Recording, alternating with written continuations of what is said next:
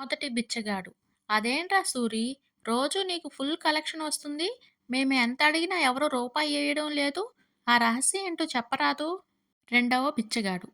ఏమీ లేదురా, నేను కూర్చునే దగ్గర పూర్వజన్మలో నేను బిచ్చగాళ్ళకి అస్సలు ధర్మం చేసేవాడిని కాదు.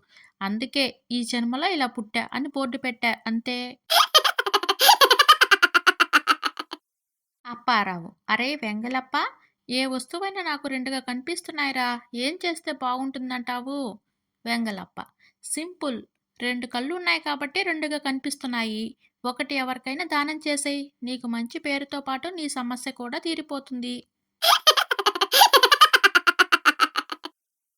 శిష్యుడు. ఏంటి గురువుగారు, ఎప్పుడు ఖాళీగా ఉండేవారు, ఇప్పుడేంటి ఇంత బిజీగా మారిపోయారు? గురువుగారు. ఒకప్పుడు భార్యాభర్త ఎలా కలిసి ఉండాలో చెబుతా అంటే ఎవరూ వచ్చేవారు కాదు. ఈ మధ్య మీ భార్య మీరు చెప్పిన మాట వినాలంటే అని ప్రచారం చేశాను. అంతే, తండోపతండాలుగా తరలి వస్తున్నారు. విజయ్. ఏమైందిరా వినయ్, మీ ఆవిడను అలా తిడుతున్నావు? వినయ్. ఇంటికి బంధువులొస్తున్నారు. తినడానికి స్వీట్లు, హాటు చేయమంటే మా ఆవిడ గులాబ్ జామ్, పకోడీ చేసింది.